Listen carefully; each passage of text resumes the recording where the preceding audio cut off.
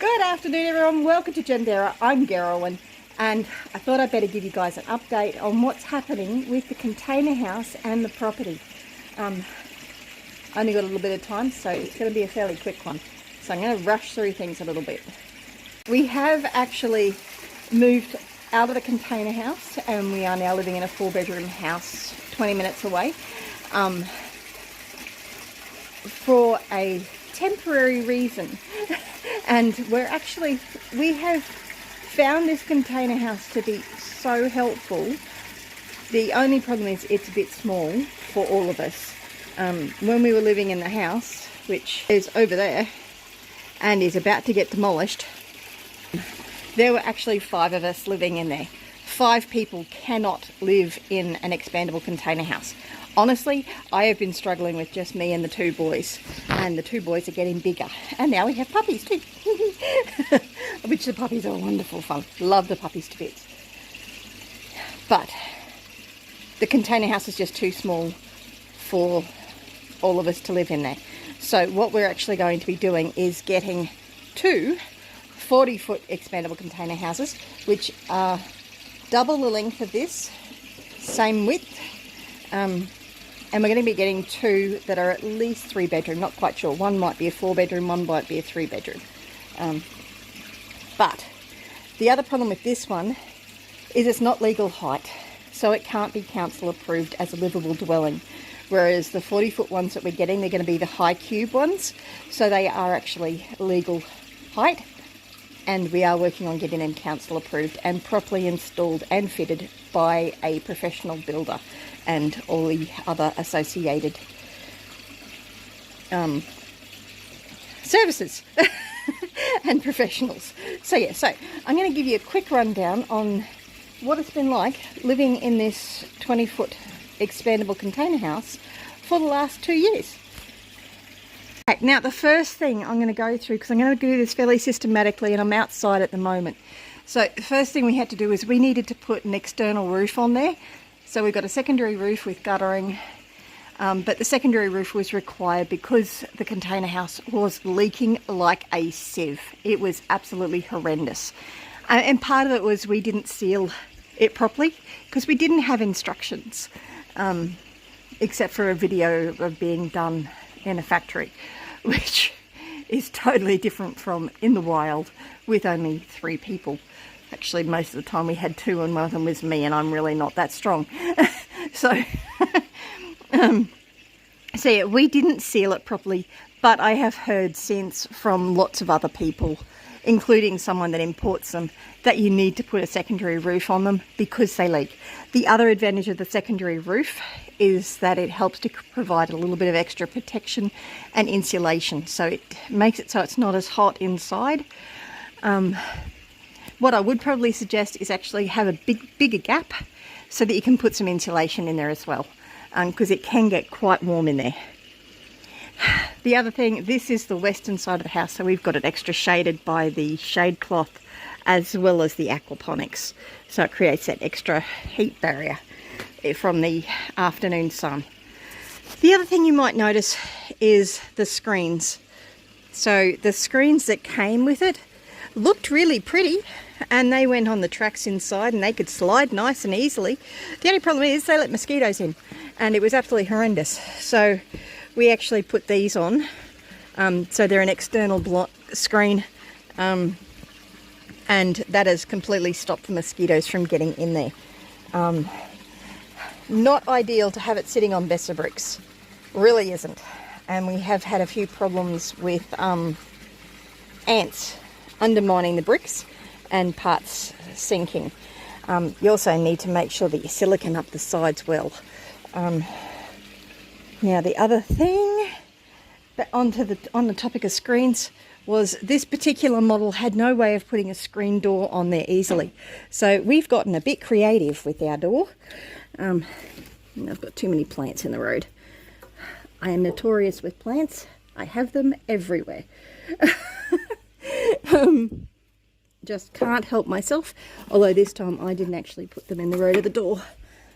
So we've gotten a bit creative with the door. So generally speaking, this is a sliding glass door. So that's the way it came. And there was no way on that track to actually be able to add a screen door on there, other than I did have somebody give me a quote for well over $2,000 to put a screen on. So my father-in-law actually organised this screen door, and Gavin screwed it onto the sliding door. So the way we work it, and we've got it pinned back with a bit of hockey strap side of things. So we basically have it like that. And it's got weather stripping down the bottom and up the top. So that's basically that. That was a really big game changer. It made a huge difference to the way we functioned in here, and meant that we could have the screen door open. So that really helped during the day. So the other thing we did was we put on blackout curtains onto all of the windows, which also made a huge difference, and had an air conditioner installed. So that air conditioner happily copes and handles the entire 36 square metre space. Although on a really hot day, I'll actually make sure I shut the bedroom doors, as well as the toilet door. So the toilet's just in there. We've actually been using a composting toilet. Now the shower is the poorest quality, cheapest, nastiest thing I've ever come across in my life. And after 2 years, we even had the floor crack. Within the first 2 months, the shower head busted, and we've had lots and lots of challenges with this shower. It's been horrible. I highly discourage getting the shower. It's cheap, it's nasty, and it's just not good. And in the bath, the sink, I think we also had to change the mixer. So that was also a bit of a problem. We've had lots of problems with the plumbing throughout the place, and I've pretty much had to change it all, as well as having to change all of the electricals. So thankfully, Gavin is an electrician, so he actually redid all of that. It was not up to Australian standards. It was not safe in any way, shape or form. So this light switch actually does nothing. The one thing that was good was that box. So yeah, so that got sorted out, and Gavin has rewired most of it. We still haven't got lights in the lounge room or the kitchen. I had little lamps up.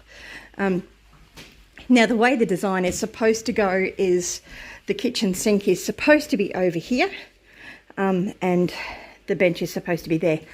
I can't stand washing up at a wall. I mean, I could have put a mirror up there, but I decided to have the kitchen sink so it was going out the window, which worked really, really well, because it meant I could put a dishwasher in here, which has been absolutely fantastic. That's the taps for the sink, generally speaking. So you've got the hot water one down there and the cold water one there, plus the drain pipe. That, I'm not sure what's going on there. I'm hoping there hasn't been some sort of leaking happening from the... There probably has. There's probably been some leaking happening from the bathroom. But that looks absolutely horrible. So as you can see, we also didn't actually get the flooring put down properly. And part of that was because a fairly large chunk of the flooring actually got quite badly damaged with the roof leaking when we first had the place set up. So yeah, so curtains on all the windows also helps with the insulation properties. Now Gavin has put in power points around the place as well. So yeah, so that's basically it. So when we were in here, we had Matthew in here. He had a double bunk here, but it was a short one because he's 15. He couldn't fit on the top of a normal size bunk bed, so we had to use one of those reversible beds from IKEA. So he actually had a little reading nook underneath his bed, and his bed was up on top. Bookcases still haven't quite been moved. We did have a lot of problems with the internet because it's a metal building. The signal wasn't coming in, so we had to actually hardwire it. So that's actually the internet from the house. But yeah, so, and Matthew also had a chest of drawers in here and some baskets. So there wasn't a lot of space in here, but it's better than nothing. And it's not a bad size room. This room Jonathan and I were in, we had a wall unit here, a desk there, bookcase there, double bunks there, because Jonathan's only quite short. He was sleeping up on the top, I was sleeping on the bottom. And then we had another wall unit here with our clothes in it. So clothes were in that one, as well as clothes and linen in that one. So we had about a square metre of floor space in here. As you might be able to imagine, that made life rather challenging. But Gavin organised heaps of PowerPoints in here for me. So I actually had 3 double PowerPoints in the bedrooms, which was fantastic. I had, because the boys were doing their schoolwork as well. We were doing homeschooling as well as living, cooking, bathing, living. This was our space. That's all. This 36 square metres was where we lived. And there are a few challenges around the place, a few things that caused some problems. But honestly, mostly this has been a fantastic option, and it's much better than alternatives. I think we paid initially $27,000, and then with having to redo the electricals and put the secondary roof on and get a plumber out to do the plumbing, I think it cost an extra 10 to 15 grand. But still, for what we've got, it was an excellent option. Basically, if we were in a caravan, it would be a third of the space, a lot more cramped, and the insulation would be dreadful. This being refrigerated cooling panels has actually, the air conditioner cooled it down really, really well. It cooled it down quickly, and it made it so it was bearable and livable in here. So this space has served us very, very well. I have been incredibly grateful for this building. And we're going to have very limited money to replace our house. Unfortunately, after the floods, our insurance company actually rejected our claim. And so we did have the house insured for over $450,000. And I think the contents were insured for over $200,000 as well. And the insurance company completely rejected the claim, because the concrete in the carport and the concrete in the house were the same level, and that's against building code. That was enough to void my insurance policy, although the assessor that came out said it wasn't reasonable for us to know that. Apparently the insurance company went, no, we're not paying you. So anyway, so that has created a huge amount of stress. We have been very fortunate that the Australian government actually set up a resilient home fund, and it's going to help us demolish the house, which we have to demolish the house to be able to get any money from them. So they're going to give us a $150,000 grant, hopefully, all things being equal. Paperwork's not been signed yet, but that's the plan. And we need to put some extra money towards that. But we can get 2 40-foot expandable container homes, council approved, on our property for around 175. So that's going to be much better. So yeah, so that's basically what we're up against. The big challenge is the council's trying to charge all sorts of things. Apparently they're going to charge us like 30 grand in fees to demolish the house. But the building certifier has been able to talk to the state government, and he's gotten a lot of those fees waived, thankfully. Otherwise we'd be in a really big pickle. But generally speaking, I think he was saying in Queensland anyway, and with what we've got and with what he does, and if you do need his details, comment below or send me an email. My email is in the About Me section. and I will send you through his details. I might actually even put them down in the description. But yeah, so, and I'll put some suppliers down in the description for these container homes. So there's quite a few places now that are actually importing them. Maggie from Polygreen Solar has been giving us lots of information. She is not who we got this from, and I wish we had. The only problem is when you get stuff from her, you've got to wait 3 months for it to be delivered from China. When we got this, we needed it yesterday because we were living in a mold-infested house, which is not great for our health. Did horrible things for my asthma, and the boys are still having allergies and everything from it as well.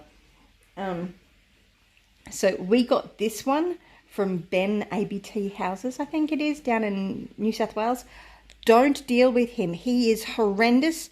He was really unhelpful, and I'm really disappointed. And the quality of this home compared to others that are out there is this home is dreadful quality in comparison. At the time when we paid $27,000 for this, they were selling for $15,000. The only problem was he was the only one that had them available here. And when Maggie gets them in, she doesn't give the dodgy little horrible shower. She gives a full-size kitchen, which is actually much better quality. You get a much bigger door, and the house itself has got much more solid steel in the frame. So do not deal with Ben from ABT. He is horrendous. I highly discourage anyone from even considering talking with him. And the second I paid my money, that was the last I heard from him, which was a little bit frustrating because I was considering getting a couple more because we were needing extra space. But he missed out, and I'm actually really thankful that he did because it's shocking quality, and it meant that I went looking for others. There's a couple of other places as well, and I'll try and remember to find them. Same day granny flats, they're really good, but if you're wanting to cut, they've got some of them available on site and can deliver them same day. Others, if you want certain custom things and all that sort of thing, they have to be shipped in from China. So again, you've got the 3-month wait. And there's another place, there's a couple of other places, and my building certifier is actually using a different place again. So the more details I get, I'll put them down in the description. But yeah, we have found this to be incredibly great, helpful, wonderful, because the alternative was a caravan, and you're paying upwards of $100,000 for a reasonable one, and you're going to get a third of the space, and it's still not well insulated. You're still going to have to put a secondary ceiling. You're going to have to do a lot of things to make it so that it's actually livable, and you're not going to have space to live in it. You're really not. You can put an annex on, but that's going to be really hot, and it's going to be... I really discourage caravans. These container houses, these expandable container houses or folding houses, whatever you want to call them, are a much better option. Honestly, I've been really happy. Aside from the dodginess of the floor, this floor should not have actually been allowed into the country. We had problems with mold in the first week or so, and had to treat it with linseed oil, and that solved the problem pretty much, which was good. Smelled terrible, but it dealt with the problem. I'm pretty sure they actually send them in now with a cement type flooring. Well, not cement, but it's a cement board type thing. So yeah, but as a general, these are absolutely fantastic, and I highly recommend them. And I've lived in it for 2 years, well, over 2 years actually. And I'm going to be buying 2 more 40-foot ones that have got the high cube ceilings and have them installed on the property professionally. So we're going to have a builder install those, and they're going to be all council approved and all happy. Awesome. Now, don't listen to any of the suppliers that say you can just chuck it on a trailer and then it gets counted as a caravan. Many councils that does not count, and no, it does not work. You need to get the high ceilings. And the high ceiling models are available. They are a little bit more expensive because they can't come in on a shipping container. They've got to come in and specially shipped. But they are definitely well worth it. So yes, that's basically it. Oh, the other thing I love about this is the walls. They're magnetic. So I've had posters all over the place. And God is able. Anyway, so yeah, that's the other thing I really love it. It's like living in a major fridge. A giant fridge. You can stick things all over the place. Love it.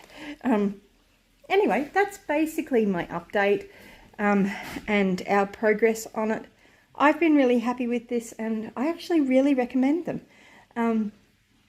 This particular house is dodgy. It's got a lot of issues with it, but it's still going to be really useful, and I'm probably going to set it up as a home office, maybe even the schoolroom for the kids, don't know. But we'll look at that later down the track.